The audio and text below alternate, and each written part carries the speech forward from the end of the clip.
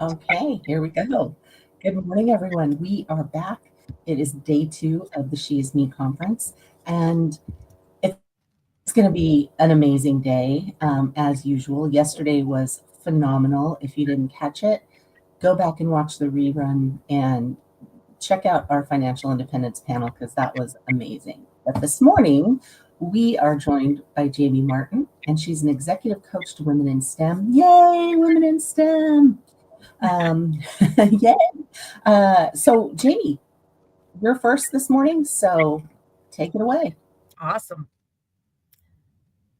I said yes to something that I never really wanted. And as a result, I almost lost absolutely everything that mattered to me, including my sense of identity. On the outside, I had made it. I had just been promoted the VP of product at a MarTech company that was ready to get acquired. It was going for that big unicorn moment that companies in tech always want to hit. And I had a seat at the table. I had the title, the team, and the impact. At the same exact moment in time, my husband and I started our infertility journey.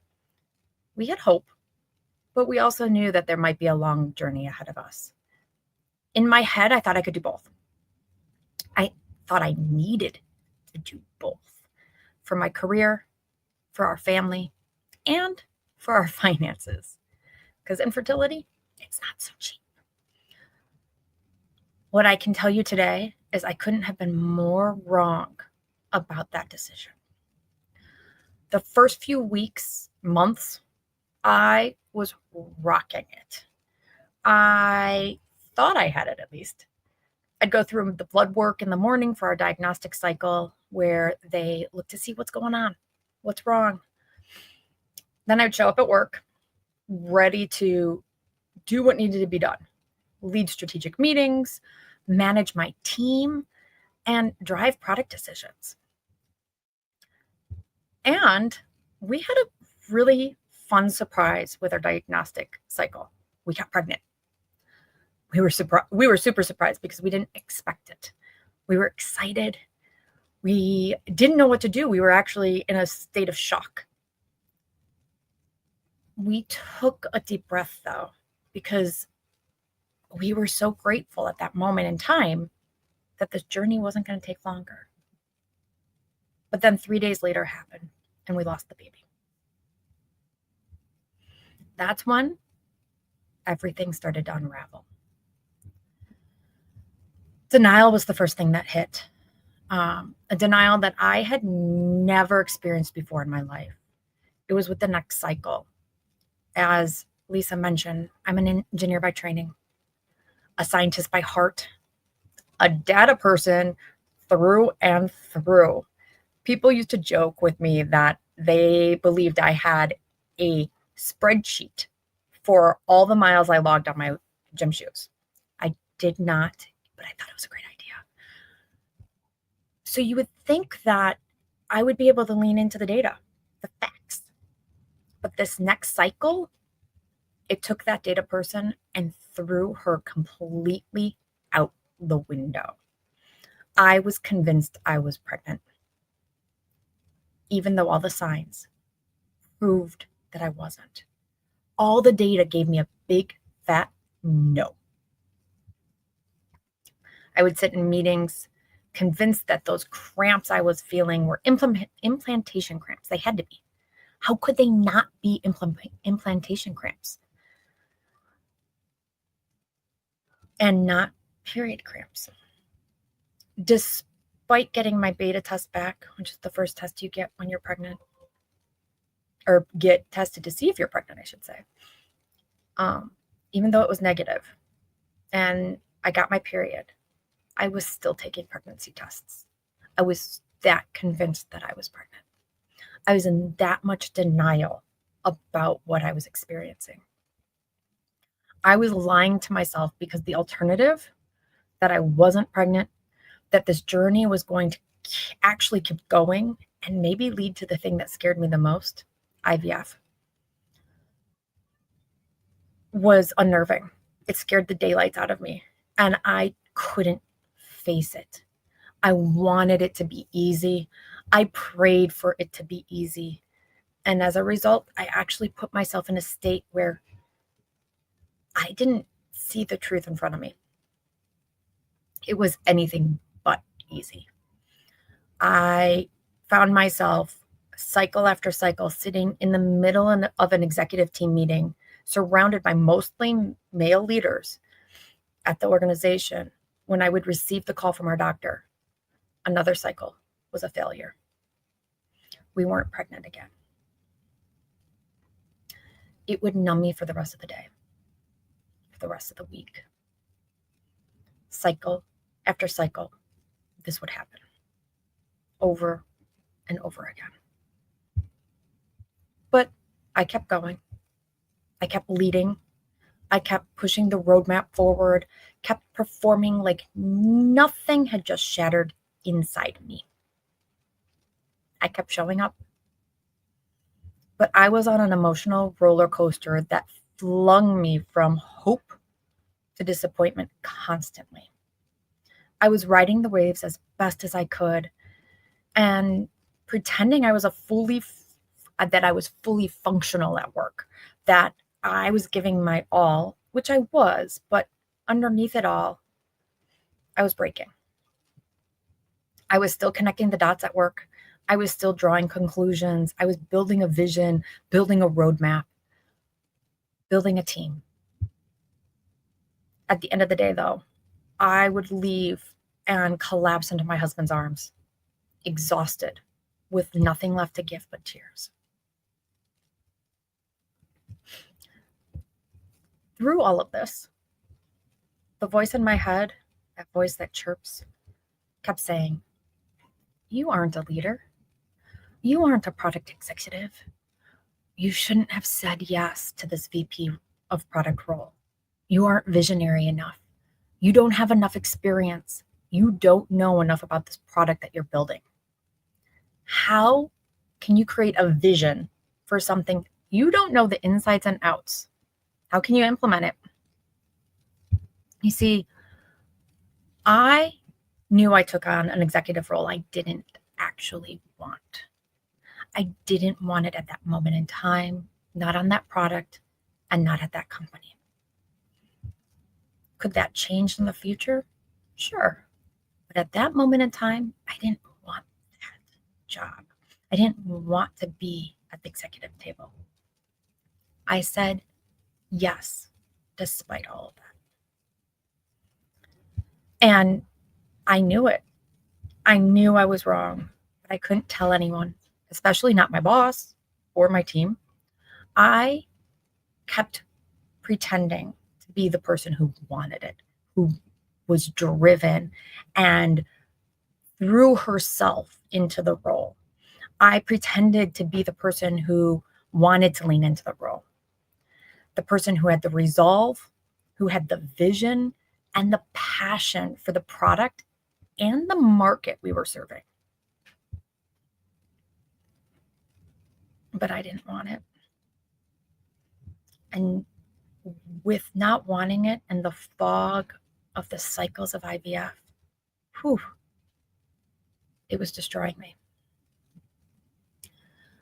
That sense of obligation to be successful, right? Plus infertility was literally destroying me. That wasn't it. Add to all of this something that made everything worse. And I couldn't see it because I was so deep in the infertility struggles, the emotion around those struggles, that I had blinders on. I couldn't put words to what I was experiencing at work. But I was being bullied by the CEO. It wasn't overt, it was subtle. Constant undermining, the constant questioning, constant pushing for something different. He wanted us to be a product-led company, but wouldn't let the product team or me take charge. He threw us under the bus for not being visionary enough, for not going fast enough to deliver a feature the sales team desperately wanted. But once they got it, it didn't change the trajectory of sales or customer satisfaction. We couldn't talk to customers enough, the product team. We, the product team, couldn't be innovative enough. I couldn't be innovative enough. I couldn't talk to the customers enough. And I still remember he asked me at one point to lead a project. The perception of authority was there, but not really. He knew exactly what he wanted. He had a picture in his mind, a spreadsheet in his mind, the data points all lined up. But he didn't open that book for me. He never provided direction or guidance. So what ends up happening in that space? Of course, I missed the mark over and over and over again. I'm sure that some of you have experienced that, where you think you have the authority, but you know that the person who gave you the project has a vision and knows exactly what they want done, but will not tell you, will not open the book for you. I will say this is that confirmed 100% that I am not a mind reader. None of us are. But it also showed that nothing that the product team or I did was enough. It was as if we were being run through the ringer to prove ourselves. I was being run through the ringer to prove myself. The impossible standards, milestones with no metrics, criticism without direction. This kind of treatment really makes you question your competency, your experience, your ability, your own sanity. I was in a constant state of wondering, was I really a product person? Occasionally, the voice of one of my old bosses would come back up where I wasn't in a product role, but he looked at me, he said, "You're a product person. Why are you in an implementation role?" I said, "We don't have a product team." That would occasionally pop up, but these other doubts would push it back and say, wait, no, your experience here is showing that you don't have enough. You don't have what it takes to actually lead this product team. And add to that I was already in a role I didn't want. I didn't want a seat at the table at the time. Working on a product I wasn't passionate about and grieving loss after loss that I couldn't openly talk about at work. The bullying just confirmed that what I already knew inside, I should have never said yes to that promotion. But I did. I did. And so at that point, I didn't have energy to doubt myself. I didn't have energy to look back and say, what should I have done differently and what can I do differently? I was beyond that. I was empty. Simply empty. Running on fumes. Nothing left but exhaustion, anxiety, fear. Constantly in a state of collapse. There was no ability for me to analyze what was wrong or how to get through it. I wasn't even blaming myself. Not that I needed to, but oftentimes we get in that state where we start to blame ourselves for the things that happen. I couldn't even do that. The default, I was so empty, I didn't have the default in me. I also didn't have the default in me as a scientist and an engineer to figure out how to fix it. I was simply in survival mode and barely surviving at that. There was nothing left of me to give, not to work, not to my husband, not even to myself. And somehow I still tried. somehow I tried one last time. I was in a meeting with my boss, the CTO, the CEO, and me. And the CEO looked at me and said, "Hey, Jamie, at tomorrow's exec meeting, I'm going to have to lay into you. I need to showcase a point." I don't even remember what it was about, but I remember to this day exactly what I said to him. I looked him straight in the face. I said, "No." I told him I couldn't guarantee how I would react because I was in the middle of infertility treatments.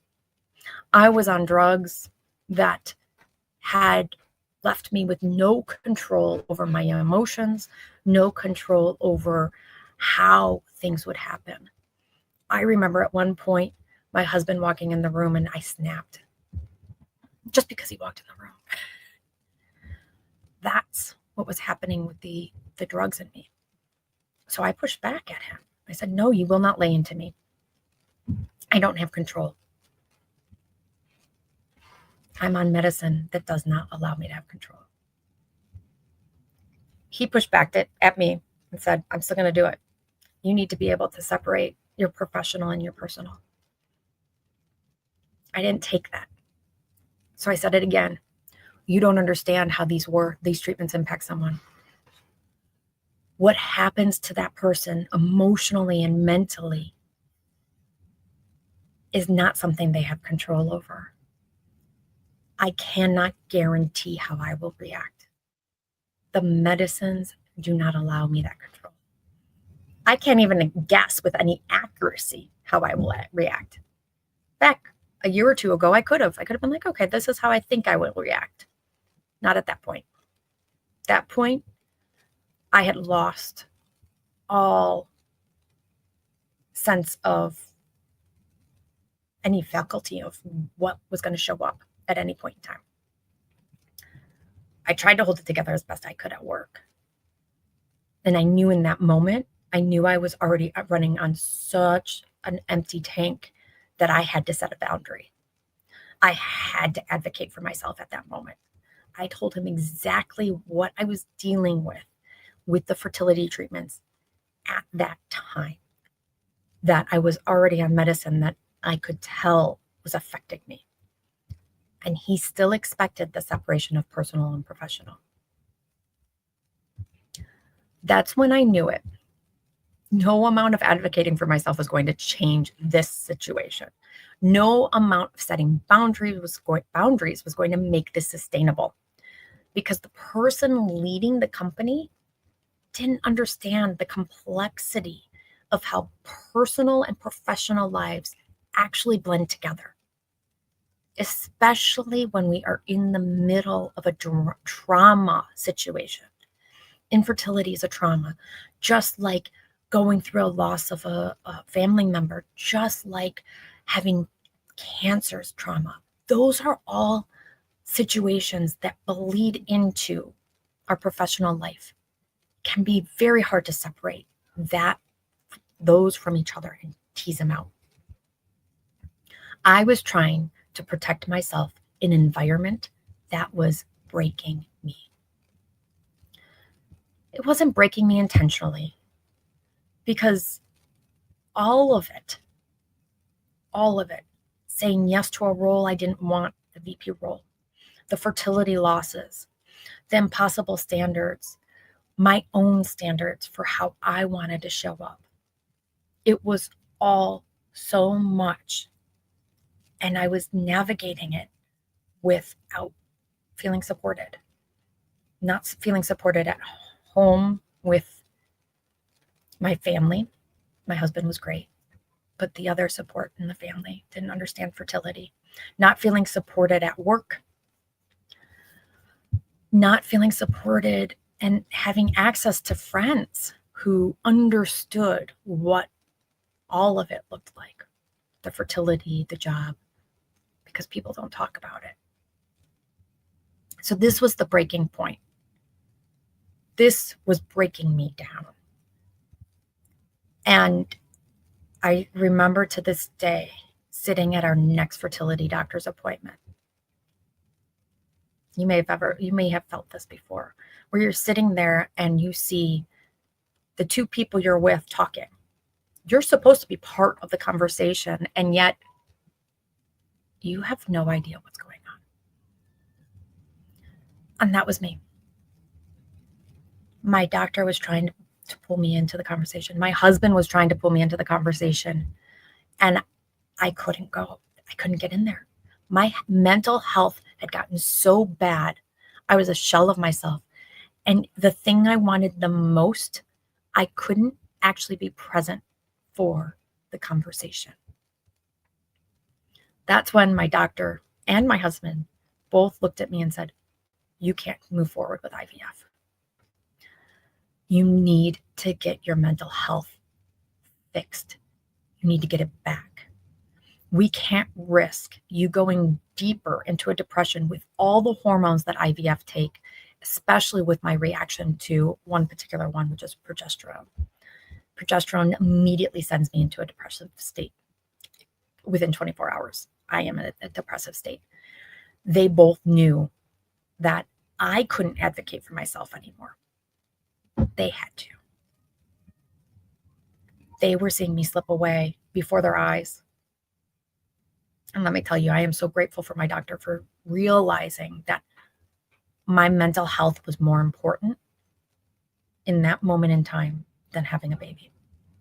That the success would show up in a different way. That even if I got pregnant at that time, I would not be able to be the mom I needed to be, to take care of a pregnancy the way I would need to be. But between infertility and the job that had become so toxic, a job I didn't actually want, I found myself in a place where I couldn't take the next step. That my doctor and my husband were saying, "No, you can't risk it. The family I always wanted, the baby I always wanted, was being blocked by all of this." I was sacrificing the thing that actually mattered to me for something I never wanted in the first place, a seat at the table.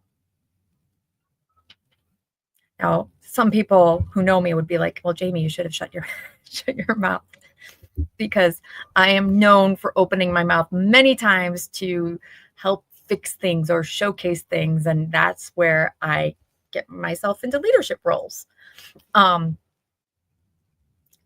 But in this case, it was one of those moments where I knew I could have said no, but I didn't. And that doctor's appointment, I left and I knew something had to change. I just didn't know what. I had no idea. And then my boss gave me the words I couldn't find for myself. He pulled me aside in an offline conversation. And he said, "I need to name what's happening here. The CEO is bullying you. This isn't normal. This isn't okay. And I'm watching it destroy you. The person who I saw walk in the door is not the same person." It hit me like a ton of bricks. It was as if a light bulb just hit me, because it wasn't simply because I was going through the fertility journey that I was experiencing all of this. That's what I was pointing to. I was pointing to the fertility journey, being like, why can't I handle this? Why can't I do the thing that I know I can do? Because I knew I could be the VP of product. That was inside of me. I knew that was there. But all the doubts were showing up. And I kept pointing it back to the fertility. But I already told you earlier, I was being bullied. I just didn't know it. I had no idea that was what it was. Now, there's more to the story, of course. Looking back, he didn't know he was bullying me. He thought he was being fair. And I actually think he was maybe being extra hard on me so that he could avoid showing favoritism, because we had, at that point, probably a 15-year-long professional history. So he didn't want to show favoritism. Yet, the impact was the same. And for the first time in over a year, I could see it clearly. I had said yes to something I never wanted. I was grieving losses no one at work knew about. I was being held to impossible standards. And the combination of all of it was costing me everything. My mental health, my sense of self, my dream of having a family. All of it had completely tapped me out. And my sense of self was disintegrating. For what? That's the question. For society's definition of success? For the ladder everyone said I should climb on and should be on? For proving I could make it to the executive table, even though I never actually wanted a seat? The universe was giving me a swift kick in the ass. This time, it was like, will you finally listen to me? I've been kicking you for years. And that's the question, right? Would I finally listen to what I'd be a coach? I knew it for a long time. It wasn't a mystery, but it was a truth I kept pushing aside. I kept telling myself, prove yourself first, learn things first. Make sure that this path that you're on in technology isn't the right path before you leap into another one. But the breaking point, the layering of everything on top of it, wasn't something I could ignore anymore. The universe was done letting me pretend.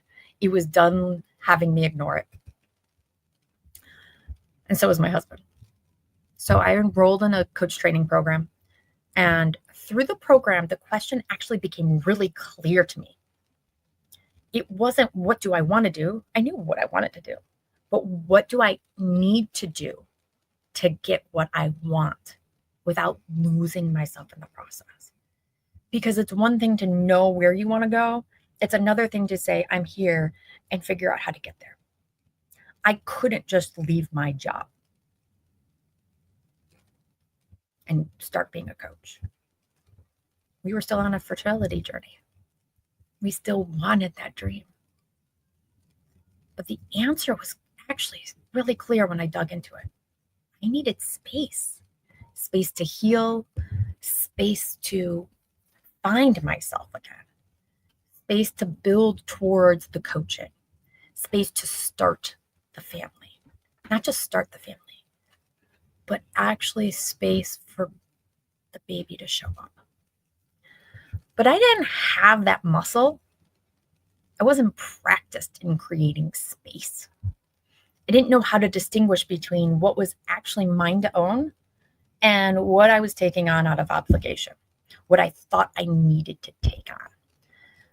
Partially because I saw the problem. And I don't know about you. I think there's probably a few of you out there who will raise your hand and say, oh yeah, if I see the problem, I feel like I have to fix it. That was me. I didn't know how to let go of caring so much about my work and caring about what I produced and caring about what we were creating. I didn't know how to let go also of the desire for what I wanted, that baby, in order to actually create the space for it.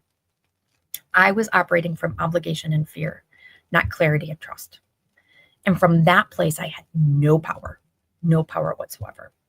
So I knew I had to make a real critical decision, a tough decision. I chose to step down from the VP of product role and move into something that would give me space. But stepping down didn't mean giving up.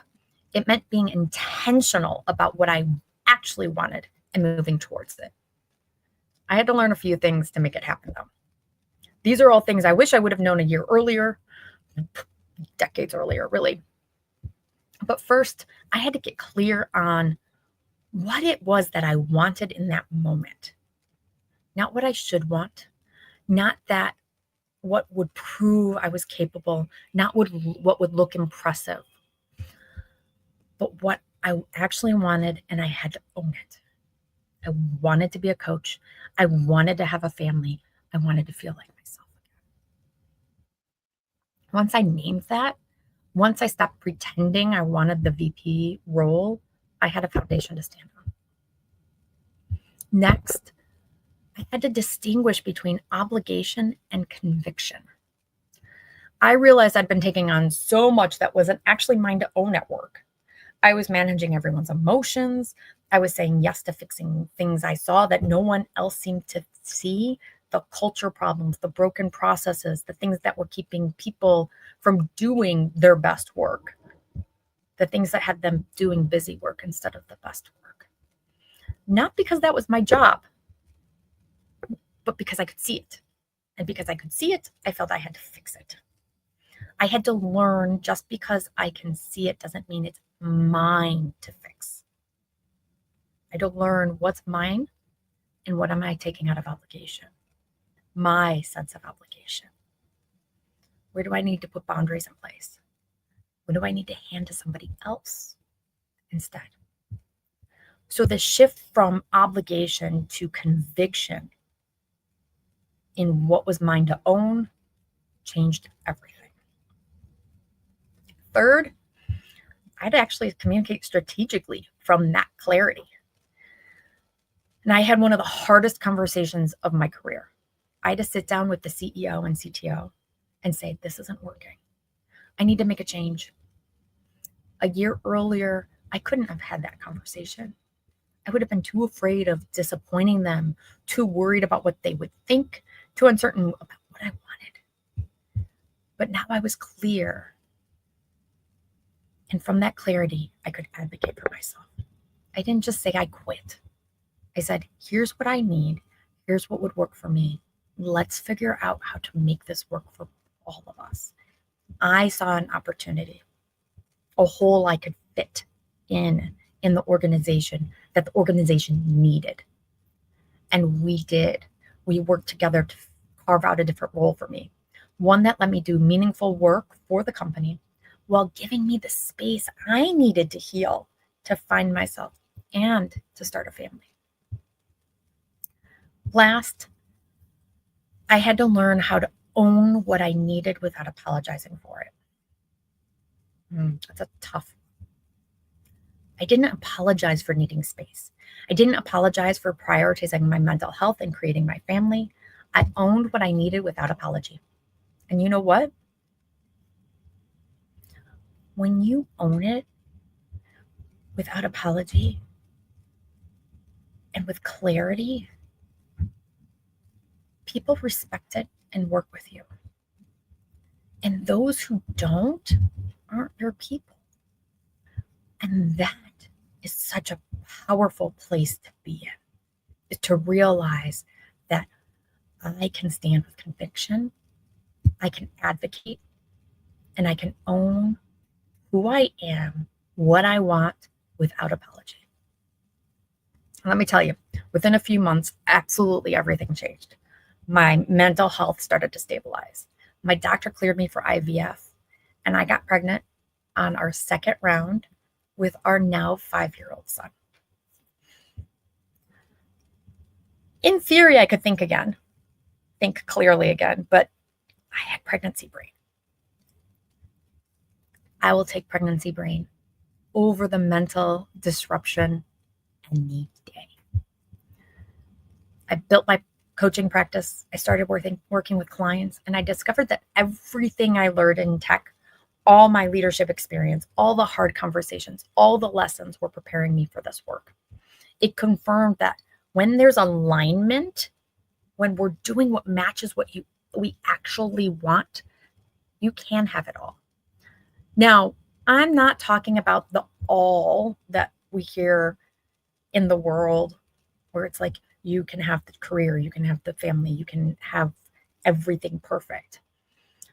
You get to be who you want to be, stepping into the life you are choosing and being the person you want to be. You know what it is that's in your life. For me, I could pursue coaching and a family. I could build a business and be present in my life. I could lead powerfully without sacrificing myself. Because I wasn't trying to do something I didn't want anymore. I was building what I actually wanted, and I knew the difference between what was mine to own and what I was taking on out of obligation. That's what alignment does. It doesn't make life easier, but it makes it possible to integrate your whole life instead of pretending part of you doesn't exist. And here's what became clear to me as I was building my coaching practice. I had stepped down because I was in the wrong role. I didn't want to be the VP of product. I wanted to be a coach.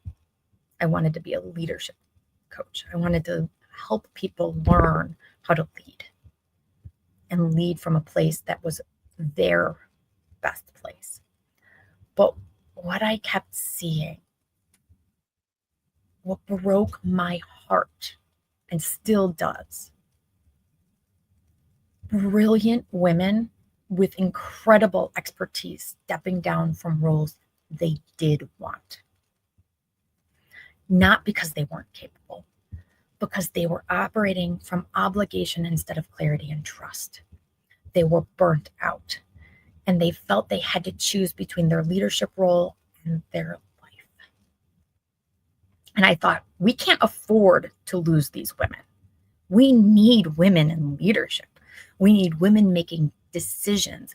We need women at the table changing what's possible. I don't want women who just have a seat at the table anymore. I want women to have a voice and have the conviction to make the changes. My stepping down was the right choice for me.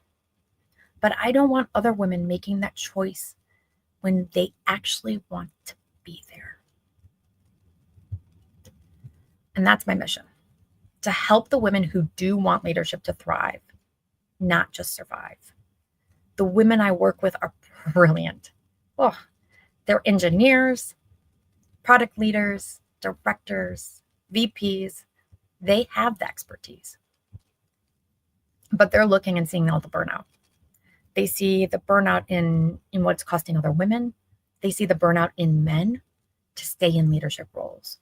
They hear the CEOs of large organizations saying that in order to be successful, you have to work 60 plus hours. They hear lean in and think, I don't want that life. I don't want to just be my career. And here's what's happening. We find ourselves operating from obligation instead of conviction. We take on work that isn't ours, managing everyone's emotions, fixing the problems that no one else seems to see or notice, and making sure all of the balls are in the air and none of them get dropped. We're saying yes when you should say no. You're advocating from uncertainty instead of grounded authority. And it's exhausting. And here's what I had to learn the hard way, so other women don't have to. Get clear on what you actually want, not what you should want, what you actually want. Because when you're clear, you have a foundation. You can advocate from that place. You can make strategic decisions. You can navigate your life circumstances, IVF, aging parents, health challenges as part of your story, not something you have to compartmentalize. And we need you, because we need to know that we don't have to compartmentalize. It's a hard word to say this morning anymore. Second, learn to communicate from grounded authority. Not asking permission, not softening your message to make others comfortable, not putting masks on because that's what we're supposed to do to be professional, but speaking with conviction so you're heard, respected, and taken seriously. Third, own your value without apologizing for it. Stop sitting back and letting somebody else take your credit. Stop downplaying your contributions. Stop pretending that it was luck. Make your expertise visible. own your career journey and all of the steps along the way because you did it. You were not just lucky. You made it happen. You can't get paid what you're worth when you're not willing to own your own value.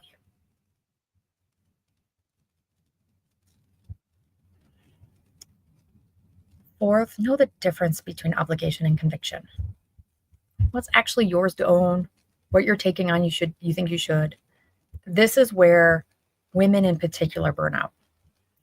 Not from the work we're hired to do, but from the work we're taking on because we think no one else is going to do it. I know it's a hard thing to drop because we can do it, we can hold it, but it's one of the things that leads us to burnout. And one of the most powerful places to be is when we can start to say, no, this isn't mine to hold. And last but not least, integrate your whole life instead of compartmentalizing it. Your life circumstances don't disqualify you from leadership. They are part of your leadership. They are what makes you able to lead powerfully while also being human. Because in this day of AI, we need human leaders. We need women who can see the bigger picture. And here's what becomes possible. You stopped accepting lower salaries because you can articulate your value and you will negotiate head to head. You stop letting others take credit for either your work or other people's work because you can own your achievements visibly. You stop being talked over because you communicate with authority. You stop taking on work that isn't yours because you know the difference. You get the promotions, you get the recognition, you get the voice at the table that you actually want, and you get paid what you're worth. Not because you became someone different, but because you got clear about what you wanted and learned to distinguish between what you thought you should want and what you actually want, and stood in that desire with conviction. So my mission is to help women in STEM lead powerfully without losing themselves, not by doing leadership a specific way, not by working twice as hard, taking on everyone's work, burning out to prove you belong, but by leading from clarity, by communicating with authority, by owning your value, by knowing the difference between what isn't yours and what is yours. And we need you. We need women in leadership. We need women making decisions about parental leave policies, about flexibility, about what it means to lead as a human. We need women at the table to show the next generation that you don't have to choose. You don't have to make yourself small. And that no matter where you want to be is okay. Not everybody needs to be at the leadership table. I left the table because I didn't want to be there. But I'm not going to let women who do want to be there burn out and leave too. That's my mission, to help you thrive in the leadership roles we need you in. The universe gave me a swift kick in the ass when I was the VP of product. It forced me to stop ignoring what I wanted and get strategic about building it. And that swift kick taught me you can't advocate for yourself when you're operating on empty, when you're operating from somebody else's definition of success. That you can't lead powerfully when you're in the wrong role you chose. You can lead powerfully when you're not in the right role and going towards it. But here's what I also learned. When you get clear about what you actually want, when you learn to distinguish between obligation and conviction, when you build those skills, you can thrive. You can get the leadership role without burnout. You can make impact without sacrificing your family. You can be ambitious and have a life. You can show up as a whole person and still lead powerfully. Not by doing everything, but knowing what's yours and leading from that conviction. So if you want the leadership role, but you want a life too, if you're tired of taking on everyone else's work, if you're ready to stop compartmentalizing and start leading from your true worth, know this. You have the expertise. It's all in you. What you need is the clarity and conviction to decide that what you want is yours, and stop putting yourself in a position where you're taking on other people's stuff, other people's visions of success, other people's work. You deserve to get paid what you're worth. You deserve the credit for your work. You deserve to make the decisions you're capable of making and own them. And you deserve to do it all without losing yourself in the process. We need you at the table. Oof. We need you at the table with a voice, making decisions. And I'm here to make sure you thrive there. So thank you for being here. Thank you for listening. And thank you for being brave enough to consider what might be possible when you stop operating from the place you are right now, a place of shoulds, and instead start leading from a place of clarity and conviction. So let's change the face of leadership together. Let's make it female.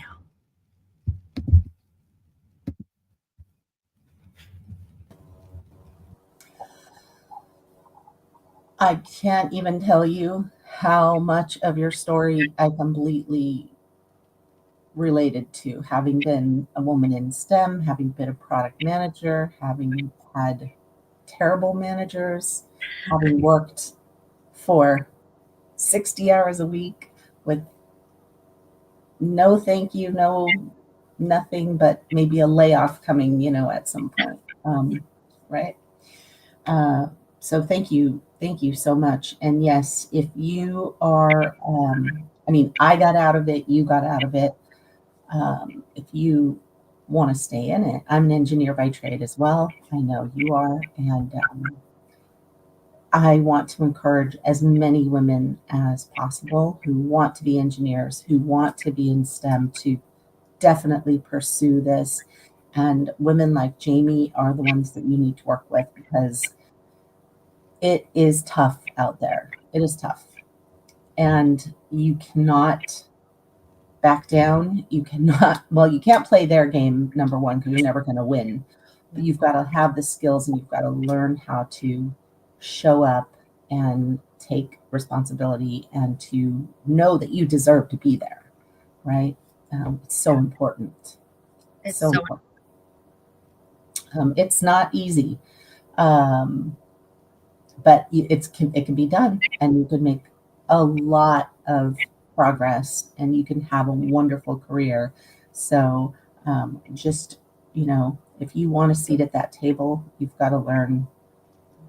You've got to have the skills to sit at that table. And you've got to, it's tough.